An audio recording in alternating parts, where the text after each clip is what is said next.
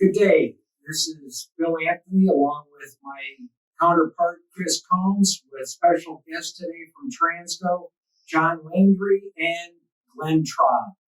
We're here to discuss the newest addition to the TransGo kit family, and we're going to turn it over to Mr. Glenn. Thank you, Bill. So this is our new kit. This is called the 6L80 Tow and Pro Reprogramming Kit. And it's the first and only performance kit out there right now. The kit includes a lot of the parts that you're probably already familiar with. So let's start with some of those parts. It includes everything that's in our SK6L80 kit, which is the high temp rings for the early pumps that had the rotating rings. It also includes the pressure switch repair kit for the Tecum. It comes with the pressure regulator valve. Now, the pressure regulator valve, as most of you are aware, have a lot of wear. It's an aluminum anodized valve, and they wear out really bad at this end, and this is the decrease oil. So when they wear out here, we're exhausting off line pressure into the decrease circuit, and you wind up with low line pressure. That also allows the valve to start to wobble. As it wobbles, we start wearing out the other end, and sometimes this land is completely worn off. This is the reaction pressure, where oil would come in and push against the pressure regulator spring to lower line pressure. So when this wears out, you wind up with extreme high pressure, and this tends to break the weld at the 3.5R drum, cracks the 1, 2, 3, 4 piston. And so the fix for this was we put in a valve with longer lands. Now these longer lands, they're going to ride in an unworn portion of the bore. Now, on this end, as we're riding in an unworn portion of the bore, it actually shuts off the decrease circuit. So we've re-engineered the valve with some holes in here. And now the exhaust, rather than coming out this exhaust passage, it exhausts at this end of the spring. The other thing is the longer land at the reaction end, as compared to the stock valve. We've pretty much doubled its length, a little bit more than doubled its length. Well, reaction pressure comes through a very small orifice right here. And our longer land actually shuts that orifice off. And so we need a way to get oil up to the other end. So we've actually put the orifice inside the valve right by this second land. And then once again, the valve is hollow. So now reaction pressure comes through the valve, gets up to this end, and any wear up here is no longer necessary or is no longer a problem in any way. So this valve is a drop-in. We do sell this valve separately, and it's in our SK kit. But now it's also in our Tow and Pro kit. And one of the other features on this valve is that the second land has been reduced a little bit. And this gives line pressure to the converter feed circuit. So this gives you full-time converter feed, also known as line to lube. It improves cooler flow. So now in addition to that, we have a spring seat for this. And then we have the pressure regulator spring. And the pressure regulator spring increases the line pressure on this, about 10 or 15 PSI, same as the SK kit does. So this improves the shift, feel, and quality quite a bit.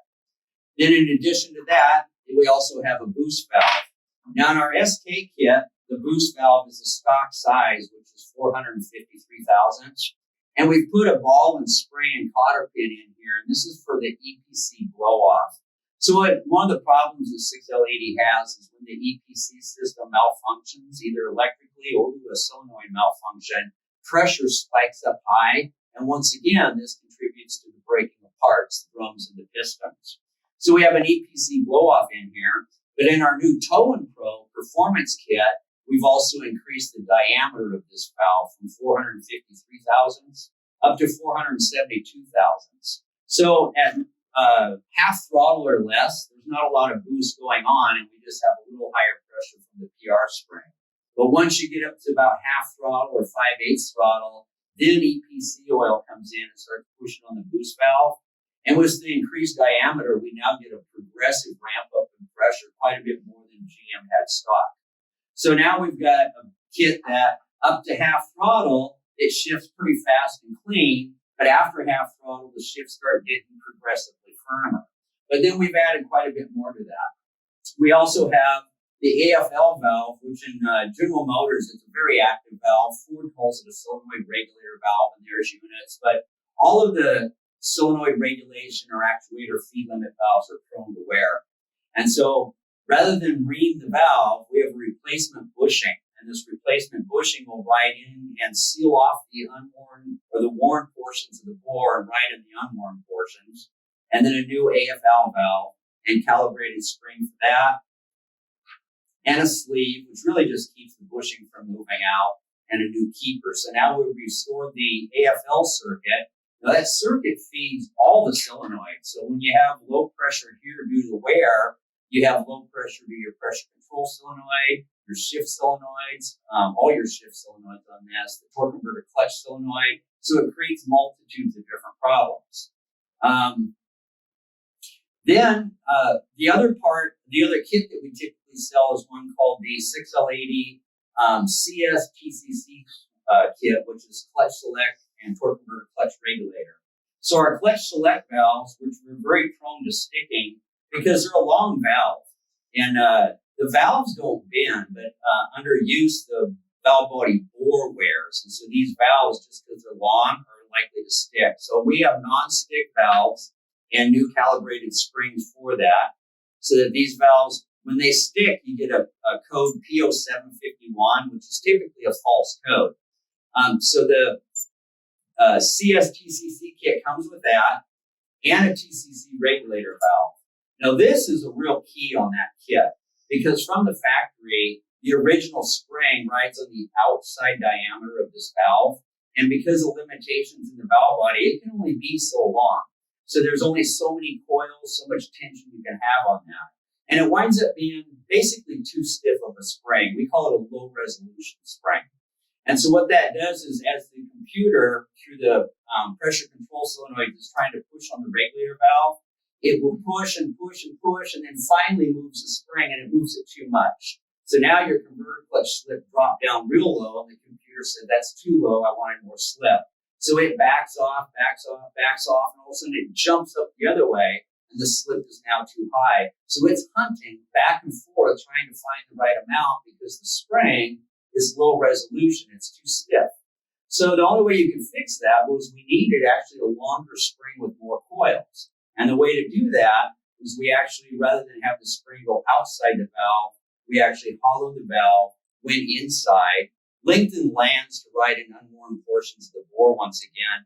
This valve alone is really a fix for a lot of the low-speed shutters. If you have a good converter, good fluid, and you don't have engine management problems, then the low-speed shutter is usually the computer is hunting around trying to find the right spot, and it can find the right spot with this new TCC regulator valve. So those kits were sold separately, and what we've done on our new Performance Tow and Pro kit is we've tied the shift kit parts with the CS-TCC parts. Then we've added O-ring valve body in plugs for both the clutch select valves and the 4 regulator valves that are in the transmission. In addition to that, we put in a cooler bypass delete kit.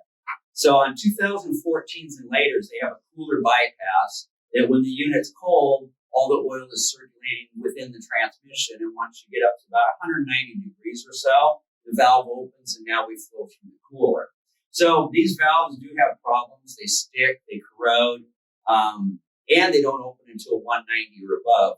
So with the cooler bypass delete, you get instant cooler flow as soon as you start it up. And so you don't have to wait till it warms up to check your fluid level. Plus, since it's open, it runs cooler and will continue to run cooler all the time. This is a pretty easy drop-in fix. You remove the original valve, you put in this sleeve with an O-ring, you put a pin in here. We have a new O-ring for the end cap, and you put the original end cap back on again. Now, if you have a 2013 or earlier unit that doesn't even have this, you can save this because this same valve, which is available separately, will also fit the 8L90s and also the Allisons. Now, the real secret on this kit, though, is this high-performance boost valve, which is 472 thousandths, as I said, works in conjunctions with 3 other parts here. The other parts are a 3.5R and a 4.56 boost spring and a 2.6 regulator valve. Let me tell you a little bit about that because it's pretty neat. The way it functions from General Motors is all of the regulator valves, let's say the 3.5R regulator valve, solenoid oil pushes on the regulator valve, and starts regulating the 3-5-hour clutch apply. So this would be on the 2-3 shift and the 4-5 shift, for example. So as it's regulating, once it reaches about 125 or so PSI, the boost valve moves, dumps the oil, which would have been on this side of the valve, and now the valve snaps open and we go to full line pressure. So that's how GM is running it. We've recalibrated the 3-5R and 4-5-6 springs, so they jump to line pressure at around 47 PSI or so. It's a much faster jump to line pressure. But at less than half throttle, your line pressure is only slightly elevated from our PR spring. Once you get past half throttle, the boost valve comes in and the pressure goes up substantially, and it goes progressively higher with more throttle. That, coupled with what the boost springs are doing, means that at half throttle and above, the shifts start to become firm. You won't feel this at light throttle, so it's a very drivable, easy to manage vehicle. You get to like 7/8 throttle and the shifts are quite firm. Now, General Motors, they didn't put a boost valve in for the 2/6 clutch, which affects your 1-2 and your 5/6 shift. So our patent pending valve here, we've actually put a ball and spring in here, and when it reaches that level of around 50 PSI, the ball and spring unseen blows the excess off the end, just like the boost valves would do. And now this new 2/6 regulator valve is a 2/6 regulator valve and boost valve all tied into one. So between the 2/6, the 3-5R, and the 4-5-6, we've now handled all 5 of the upshifts on this transmission. And the end result winds up being a vehicle that at light throttle, off idle, all the way up to half throttle, the shifts are fast, they're clean, they're quick, but they're not necessarily all that firm. It's about stock firmness. Once you get to 5/8 throttle, you start to feel the firmness come in, but it's not objectionable. As you get heavier on the throttle, the shifts get firmer until at wide open throttle, if you have the horsepower, you can bark the tires on the shifts. Now, some people, they want more. This has been designed around trucks, really, the 4-door truck market, for example. It's great for hauling, heavy duty, towing, off-road. But then you got the guys that have the street performance vehicles, the Camaros or the blown Silverado short beds, and they want more. So this kit, we've designed this so it can optionally work with either EFI Live, or HP tuners. In the instructions, we give the instruction sheet on how to do this. There's a QR code that you can scan with your phone, and it'll take you to one of our videos, and it'll show you how to do the tuning, and it takes like 5 minutes is all. We're not raising the pressure on the tune. We're not raising lockup. We're not deleting the active fuel management. All we're doing is taking the shift timing tables, which the computer has set at like 1.25 to 1.5 seconds per shift, and we reduce that down to about half a second to a quarter of a second, depending on your throttle opening. Now, if you just did the tune without the kit, you're telling the computer make a fast shift, and the computer can't make a fast shift because the pressure and the boost valves are not there. But with this kit, we're now telling the computer it's okay to go ahead and make that fast shift. So with the optional HP tuners, what happens now is the shifts can become a 1-2 and a 2-3. Once again, if you have the horsepower, you can bark the tires, do a lot of show off. It'll definitely make you smile.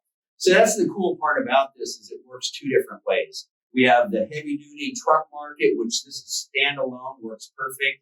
It includes the SK, the TCCCS, the cooler bypass, the end plugs, and our whole new boost system. And then we have the optional added HP tuner. So that's kind of it in a nutshell. That's very, very good. Now, John, the question for you. This product is in stock and available to ship. Yes, it is in stock and available to ship. We're very deep in inventory. We knew that there's going to be pretty great demand for this. And we've seen that so far, so we're definitely ready to roll with it. Good. Chris, you got any questions? No, not at this point. It sounds like a fantastic kit. I've seen nothing but great reviews through all the social media boards. It's going to be a great addition to the 6L80 without a doubt. I think so. I did have one person, they told me on this valve, and this applies to even if you just buy our PR valve. They said, when I vacuum check it with your valve, it doesn't vacuum check. And it's like, well, it's not gonna, because keep in mind, I said, we put a hole in the end here. and it comes out at this end. Right. So if you go to vacuum check this like what you're used to, it's not going to be a normal vacuum check. Now, if you sealed off the line pressure passage here, it'll vacuum check just fine. But it is something to be aware of. I had some people questioning that, and it's a normal function of this new PR valve. Great. Anything else, gentlemen? I think I've covered most of it. We do have on our TransGo.com website, if you go to the go to the GM section, 6L80, we have instruction sheets for this under documents, and then also under videos, we have a video kind of explaining the whole thing again, so you can show some of the other people in your shop, or even show the customer. But I think the main thing is this was designed for the performance truck market, and we have the added HP stuff for the guys that really want that extra show off. You don't have to do it. That's the extra little part. Now, a super important part of this, though, is this was designed around running stock OE frictions, like board warners, stock clutch counts, leave the wave plates in place, and no matter what, with this kit or not this kit, never reduce clutch clearances on the 6L80. It just doesn't like them because they pulse the clutches on before you're supposed to be in a certain gear to prime the clutch pack. And if you have reduced clearances, it not only primes it, it puts that clutch pack on and creates binds. So this has been designed around leaving the internals of the transmission pretty much stock, particularly clutches. Obviously, a quality converter, quality fluid. Deck 6 is the spec for that. A lot of people are running the Mobile 1 though, and with good results. And then if you have any TCC problems after that, good chance it's engine related. And that's a whole different topic for another day. Yes, it is. All right. Well, this is Bill, Chris, Glenn, and John. We thank you for viewing our video. You guys have a great day. Thank you.